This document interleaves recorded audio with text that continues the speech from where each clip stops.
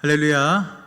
우리 옆 사람과 다시 한번 인사할까요? 잘 오셨습니다. 잘 되고 있습니다. 우리 하나님의 놀라운 은혜와 평강이 예배 가운데 나오신 모든 분들에게 충만하게 임하기를 주님의 이름으로 간절히 축원합니다.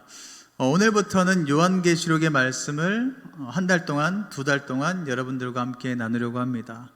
요한계시록은 여러분들 잘 아는 것처럼 어느 한 이단 단체가 사용하여서 많은 사람들이 좀 거부감을 갖고 있어요. 요한계시록을 설교하면 신천지 아니야? 요한계시록에 나오는 단어를 쓰면 신천지 아니야. 그런데 더 중요한 건 성경에 나와 있는 그것을 그들이 갖다 이용한 거기 때문에 성경에서 좋은 단어가 너무나 많거든요. 근데 그 단어를 왜 우리 믿는 사람들이 당당하게 쓰지 못하고 부끄러워해야 되는지 좀 이상한 상황에 놓인 것 같아요. 여러분들 요한계시록에 주시는 그 말씀이 얼마나 크고 놀라운지를 깨닫고 여러분들도 은혜 받고 살아갔으면 좋겠습니다. 여러분들 요한계시록이 누구에게 쓰여졌다고요? 요한계시록은 누가 썼냐면 하나님의 제자 12명 가운데 요한이 기록되었다라고 우리는 잘 알고 있어요. 요한이 하나님께서 주신 그 계시의 말씀을 보고 적었다라고 우리는 잘 알고 있지요. 이 요한계시록을 기록할 당시가 언제였냐면 로마 도미티안 황제가 이 땅을 다스렸을 때, 그때가 언제였냐면 AD 90년에서 AD 100년까지 이 당시의 상황을 요한이 기록했다라고 이야기하고 있어요. 왜 이 사도 요한이 이 말씀을 적었을까요? 왜 요한이 이 말씀을 적었는지를 우리는 잘 살펴보았으면 좋겠어요. 이 당시의 상황과 요즘 세상의 상황이 많이 비슷하거든요. 죽이고 이런 것만 없지 영적으로 죽이고 죽이는 상황, 이 상황은 도미티안 황제 시대와 지금 시대와 너무 비슷한 것 같아요. 이 당시에 도미티안 황제를 숭배하지 않았으면, 이 로마 당시에 모든 사람들이 이 황제를 숭배하지 않으면 어떻게 되냐면 죽임을 당했어요. 죽임을 당하는데 어떻게 죽임을 당했냐면 이 사람들을 붙잡아다가 죽이고 상상도 못할 그 어려움 가운데 놓인 상황이 있었어요.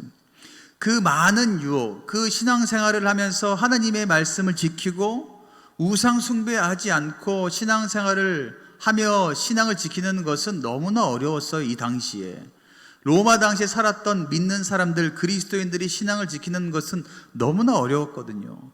그럼에도 불구하고 박해를 이겨내고 견디는 이 성도들에게 위로하고 격려하기 위해서 사도 요한은 이 요한계시록을 적었다라는 겁니다.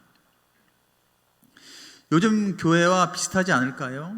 요즘 교회가 얼마나 많은 핍박과 환난을 당합니까? 진짜 믿는 신앙인들이 아니라 가짜로 믿는 신앙인들 때문에, 가짜로 껍데기만 믿는 그리스도인들 때문에 많은 교회들이 핍박을 당하고 있어요. 어떠한 교회는 정부가 지키는 방역수칙을 어기면서 하나님 믿는다라고 거짓 행태를 보이고 있어요. 그러면서 많은 교회들이 핍박을 오히려 당하고 있죠.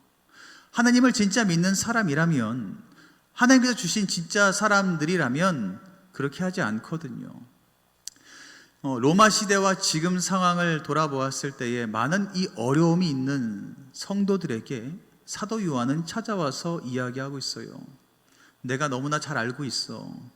너희의 아픔과 그 고통, 그 슬픔들 너무나 잘 알고 있어. 그런데 견뎌야 돼. 그런데 견딜 수 있어. 견뎌야만 해. 왜? 주님께서 주실 그 약속이 있기 때문이야 라고 요한은 요한계시록 1장부터 차례차례 그것을 설명하고 있습니다. 당시의 상황을 한번 살펴볼까요? 당시의 상황은 정말 상상도 할 수 없었어요. 지금 우리가 겪고 있는 것은 아무렇지도 않은 그런 상황이죠. 황제를 숭배하지 않으면 그들을 잡아다가 바로 사형을 시켰어요. 그냥 죽였어요. 길 가다가도 황제를 숭배하지 않으면 로마 군인들이 찾아와 그들을 죽였어요. 그리스도인이 죽는 것들은 아무렇지도 않았어요. 그리고 심지어 사람들을 잡아다가, 그리스도인들을 잡아다가 너 하나님 믿는다라고, 예수님 믿는다라고 이야기하지 마 하고 이야기하면서도 그것을 지키지 않으면 그들을 잡아다가 경기장에다 풀어놔요. 수많은 로마의 그 경기장 알죠? 그 큰 우리 네로 황제 뭐 그런 영화 보면 이렇게 막 경기장 있잖아요. 그 경기장에 그리스도인들을 잡아다가 풀어놔요. 풀어놓고 어떻게 해요? 사자들을 풀어서 그들을 갈기갈기 찢게 만듭니다. 그렇게 죽게 만드는 상황이었어요. 감옥에 갇히거나 사도 요한처럼 유배지에 보내서 그곳에서 힘들게 하게 만드는 그 로마의 정치적인 상황이 있었습니다. 이렇게 그 상황 가운데 살아가게 된다면 그들의 마음 가운데, 믿는 그리스도인들의 마음 가운데 뭐가 가득하겠어요? 두려움이 가득하겠죠. 그리고 절망감이 가득하겠고 패배감이 가득할 거예요. 내가 하나님을 믿는다고, 예수님을 믿는다라고 이야기하는데 왜 복음이 이거야? 하나님의 사랑이 과연 이거야? 라고 그 마음 가운데 채워지지 않을 겁니다. 매일매일 복음을 듣고 하나님의 사랑을 이야기하지만 그들이 처한 상황 가운데서는 복음이 마음 가운데 채워지지 않아요. 하나님의 사랑이 채워지지 않아요. 뭐가 채워져요? 두려움이 채워지고 패배감이 채워지고 언제 어떻게 죽을까라는 걱정만 마음 가운데 가득 채워지겠죠. 막상 저에게 그런 상황이 놓이게 되면 저는 눈 딱 감고 그럴 것 같아요. 저 주님 안 믿어요. 저 하나님 안 믿어요. 저는 로마 황제를 숭배합니다라고 이야기할 것 같아요. 저 같으면. 그 상황 가운데 여러분들이 놓여있지 않아서 그래요. 그 상황 가운데 놓이면 분명 저 같은 생각을 여러분도 할 것 같아요. 이렇게 분명 절망과 좌절 가운데 빠져 있는 이 그리스도인들에게, 진짜 믿는 그리스도인들에게 주님은 말씀하고 싶으셨어요. 그래서 사도 요한을 통하여서 계시하여 주시는 말씀이 요한계시록이에요. 그래서 1절 말씀에 이렇게 이야기하고 있죠.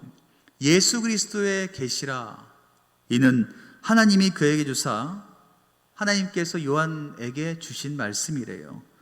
반드시 속히 일어날 일들을 그 종들에게 보이시려고 그의 천사를 그 종 요한에게 보내어 알게 하신 것이다 라고 말씀하고 있습니다. 요한계시록의 전체의 핵심 제목이 1장 1절에 나와 있어요. 예수 그리스도의 계시라는 제목으로 우리는 따로 부를 수도 있을 것 같아요. 이 요한계시록을 전체로 요약하면 예수 그리스도의 계시라고 이야기할 수도 있습니다. 계시라고 이야기하는 것은 여러분들 잘 알고 계시죠? 앞으로 일어날 일들을 이야기하는 것입니다. 그러면서 앞으로 우리에게 일어날 일들인데 그 일들이 어떻게 일어나냐면 속히 일어날 일이다라고 표현하고 있어요. 속히 일어날 일들은 미래를 위한 것이 아니라, 미래 앞으로 일어날 것이 아니라 어떤 뜻을 가지고 있냐면 과거부터 현재 미래까지 계속해서 모든 것들을 주관하시는 하나님께서 일하실 일들이 나타난다는 것을 이야기하고 있습니다. 절망 가운데 빠져 있는 그리스도인들, 지금 현재 많은 그리스도인들도 절망 가운데 빠져 있죠. 그렇게 절망 가운데 빠져서 아무것도 할 수 없고 아무것도 해도 되지 않는다라고 이야기하는 사람들에게 이렇게 이야기하는 거예요. 과거에는 어떠했지 모르지만, 현재는 어떠했지 모르지만, 미래에는 완성될 그리스도, 완성하여 주실 그리스도의 은혜가 있다. 그러니 그 현재의 고난을 극복하고 이기면 좋겠다라고 이야기하고 있는 겁니다. 지금은 어렵지만, 지금은 너무 힘들지만 미래에 완성될 하나님의 은혜가 있어. 그 은혜를 우리가 좀 바라보면서 힘을 내면 안 되겠니? 라고 권면하고 있는 거죠. 실패는 성공의 어머니다라고 많은 사람들이 이야기합니다. 실패를 이겨내면 성공에 이르게 된다라는 이야기죠. 당장 실패 때문에 힘들고 어렵지만 그 실패를 경험 삼아서 계속 걸어가게 된다면 언젠가는 성공의 자리에 이르게 된다라는 겁니다. 로마 시대를 살아가고 있는 그리스도인들에게, 지금 현재를 살아가고 있는 우리들에게 필요한 것이 이런 것이 아닐까요? 당장 내 앞에 놓여 있는 것 때문에 두렵고 떨리고 포기하고 싶고 우상 숭배를 하고 싶은 마음이 굴뚝 같지만, 내 인생이 실패한 것 같지만, 내 인생을 다 포기한 것 같지만, 그럼에도 불구하고 포기하지 말고, 실패한 것 아니야, 실패한 것 아니야, 포기하지 마라고 하나님께서 말씀하시고, 지금도 내가 너와 함께한다, 지금도 내가 너와 함께 일하고 있다라는 것을 말씀하시면서 미래에 대한 확신을 설명하고 있습니다. 포기하지 말라는 거죠. 지금 이 어려움 때문에 넘어지지 말라고 이야기하고 있습니다. 여러분들 지금 혹여나 포기하고 싶은 분들 있으세요? 아, 내 인생 진짜 실패한 것 같다. 야, 내 인생은 왜 그럴까? 절망 가운데 놓여 있는 사람들 있으세요? 주님께서 말씀하세요. 지금이 아니라 앞으로 오실, 속히 임하실 그 하나님의, 예수님의 그 계시를 바라보라라고 우리 주님께서 말씀하시고 있습니다. 그러면서 요한은 말씀하고 있죠. 앞으로 주실 그 계시가 무엇이냐면 복이라고 설명하고 있어요. 3절에 우리가 너무나 좋아하는 말씀이죠. 복. 그런데 하나님을 믿는다고 복을 주시지는 않아요. 복을 받을 수 있는 행동을 해야 복을 받거든요. 사도 요한은 힘들고 어려움 가운데 빠져있는 그리스도인들에게, 야, 지금 이 고난 이겨내면 돼, 이겨낼 수 있어, 앞으로 주실 복이 있는데 그 복은 이러한 복이야 라고 3절 말씀에 이야기하고 있어요. 3절에 뭐라고 이야기합니까? 이 예언의 말씀을 이 사도 요한이 하나님께 직접 받은, 예수님에게 받은 그 예언의 말씀을 하는데, 예언의 말씀을 읽는 자와, 첫 번째 뭐라고요? 읽는 사람. 두 번째 뭐라고요? 듣는 자. 세 번째 뭐라고요? 그 가운데 기록한 것을 지키는 자라고 이야기하고 있어요. 읽는 자, 듣는 자, 지키는 자. 그 사람은 어떤 사람이다고요? 복이 있다. 그 복이 언제 온다고요? 때가 가까이 왔다라고 이야기하고 있어요. 당장 지금 너무 힘들고 어려워요. 포기하고 싶고 절망 가운데 빠져 있어요. 나 그냥 황제 믿는다라고 이야기하고 싶은 마음이 굴뚝 같아요. 그런데 요한이 이야기해요. 야, 그렇게 하면 안 돼. 가까이 왔어. 뭐가 가까워왔는지 알아? 하나님의 복이 가까이 왔어. 그러니 제발 이 말씀을 좀 들어볼래? 이 예언의 말씀을, 이 계시의 말씀을 들어볼래? 그 복을 받을 수 있는 사람은 다른 사람이 아니야. 읽는 자, 듣는 자, 읽고 들었다면 지키는 자에게 하나님께서 복을 주셔. 근데 그 복은 먼 미래에 있는 것이 아니야. 가까이 왔어. 금방 왔어. 그러니 포기하지 마. 넘어지지 마. 지치지 마. 라고 사도 요한은 이야기하고 있습니다. 말씀을 듣는 사람은 어때요? 듣는다는 것은 귀가 아니라 마음으로 듣는다라는 것을 의미하고 있어요. 말씀을 그리고 믿음은 어디서 나요? 들음에서 나고요. 그리고 예언의 말씀은 마음으로 받아들여야 된다라고 이야기하고 있어요. 어떻게 보면 이 계시록의 말씀을 우리는 이해하지 못할 때가 너무나 많이 있어요. 이게 뭐지? 이게 무슨 뜻이지? 라고 이야기할 때도 많이 있어요. 그런데 우리 주님께서 말씀하신 것은 열린 마음으로 말씀을 읽고 말씀을 듣는다는 것은 귀가 아니라 마음으로 들어야 된다라고 이야기해요.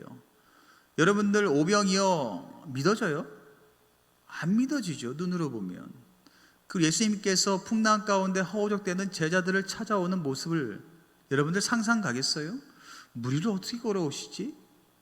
제가 고민을 해봤거든요. 물 위를 걸을 수 있는 방법은 있어요. 한 발을 닫고 그 발이 빠지기 전에 다른 발을 디디면 돼요. 이 발이 또 빠지기 전에 또 발을 디디면 돼요. 그러면 물 위를 걸을 수 있어요. 그래서 내가 해봤을까요? 안 해봤을까요? 해봤죠. 안 돼요. 아무리 100m를 빨리 뛰어도 안 되더라고요. 이게 믿어져요? 상식적으로 하면 말씀은 절대로 믿어지지 않아요. 요한계시록은 더더욱 믿어지지가 않더라고요. 근데 주님께서 말씀하세요. 듣는 것은 귀로 듣는 것이 아니라 마음으로 듣는 것이다 라고 말씀하고 있어요. 믿음도요 마찬가지예요.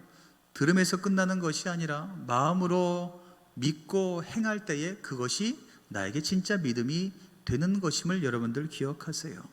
오병이요 머릿속으로는 이해되지 않지만 내가 마음으로 믿습니다 주님. 그럼 그 믿음이 여러분들의 믿음이 되는 거예요. 무리를 거두신 예수님, 내가 머리로는 이해가 되지 않지만 마음으로는 내가 믿습니다. 그럼 여러분들에게 정말 그 기적의 역사가 나타난다는 것을 여러분들 기억하세요. 그것을 실천하면 돼요. 요한은 이야기하고 있어요. 말씀을 읽으면 돼요. 말씀을 들으면 돼요. 그리고 그것을 실천하며 지키면 됩니다. 그렇게 살아가게 되면 그 복 있는 삶이 따라오는데, 그 복 있는 삶을 살기를 원한다면 말씀에 순종해야 됩니다라고 반복해서 계속 이야기하고 있어요. 여러분들, 그때가 언제라고요? 가까이 왔다라고 이야기하고 있습니다. 이런 소망을 가지고 여러분들 신앙생활 했으면 좋겠어요. 기도할 때 많은 사람들이 그러죠. 작전 기도는 하지만 응답이 없어요. 그러면 포기하는 사람들 너무나 많은데, 여러분들 기도하는 마음이 있다면 이런 마음을 가지고 기도해 보세요. 응답이 가까이 왔구나. 응답해 주실 것이 가까이 왔어. 포기하지 말아야겠다. 이런 마음을 가지고 기도하게 된다면, 신앙생활 하게 된다면 여러분들에게 허락하신 그 응답은 속히 가까이 오는 줄 믿습니다. 사랑하는 우암의 모든 청년 여러분, 요한계시록 시작 부분 예수 그리스도의 계시라는 그 단어 여러분들 꼭 기억하세요. 요한이 이야기하는 것이 아니라, 사람들이 이야기하는 것이 아니라 예수님께서 이야기하신 것이고요, 하나님께서 이야기하신 거예요. 성경에 나와 있는 모든 것들은 사람들이 이야기하는 것이 아니라 하나님께서 이야기하신 것이고요, 예수님께서 이야기하신 거예요. 그렇기에 어때요? 사람의 생각으로 바꿀 수는 없어요. 사람의 생각으로 변형해서 이야기할 수 없어요. 성경에 있는 그대로 1.1획도 틀리지 않은 하나님의 그 말씀을 우리는 있는 그대로 받아들여야 됩니다. 이단들은 이 단어를 많이 강조하죠. 666이네, 14만 4천이네, 환란이네, 청년 왕국이네, 이런 것들을 자신의 입맛에 맞추어서 변형시켜서 사람들을 유혹합니다. 그런데 이런 것들도 너무나 중요하죠. 이러한 단어의 풀이도 너무나 중요하지만 요한계시록에서 중요하게 말씀하시는 것이 무엇이냐면, 마지막 때를 살아가고 있는, 마지막 때라고 이야기하는 것이 무엇이냐면 내가 포기하고 싶을 때가 마지막이에요. 이 로마 시대에 믿는 그리스도인들을 얼마나 포기하고 싶겠어요. 자신의 생명의 위협을 느끼는데, 상황을 아무리 돌아보아도 해결될 방안이 없는데, 예수 믿는 것 당장 포기하고 싶은데, 포기하고 싶을 때가 마지막 때거든요. 요한계시록이 이야기하는 것은 마지막 때, 네가 포기하고 싶을 때가 마지막이야. 내가 모든 것 다 내려놓고 아무것도 하고 싶지 않을 때, 그만 예수님을 등져버리고 싶을 때, 하나님을 저 멀리 버리고 싶을 때가 마지막이야. 그 마지막 때 해야 될 것을 이야기하고 있어요. 그 마지막 때가 왔을 때 유일하게 붙잡아야 될 것은 다른 것이 아니라 예수 그리스도, 복음을 붙잡아야 돼라고 말씀하고 있습니다. 요한계시록의 시작은 다른 것이 아니에요. 포기하고 싶어? 그럼 포기하지 말고 예수님 한번 붙잡아봐. 예수님 붙잡으면 돼라는 것이 요한계시록의 시작입니다. 마태복음 11장 28절에 이렇게 이야기하고 있어요. 수고하고 무거운 짐진 자들아 다 내게로 오라. 내가 너희를 쉬게 하리라 라고 말씀하고 있어요. 도미티안 황제가 나라를 다스릴 때 기독교인들의 삶은 말로 설명할 수가 없어요. 우상 숭배를 하는 것이 더 낫다고 느껴질 수도 있어요. 그럼에도 불구하고 몸부림치며 견디고 있는 그리스도인들에게 요한은 말하고 있는 거예요. 예수님이 유일한 희망이다 라고 말하고 있어요. 여러분들에게 동일하게 말하고 있습니다. 이 세상 가운데 살아가고 있는 여러분들에게도 사람이 희망이 아니라, 권력이 희망이 아니라, 성공이 희망이 아니라 예수님께서 희망이다 라고 사도 요한은 또한 이야기하고 있습니다. 수고하고 무거운 짐진 자들아 다 내게로 오라.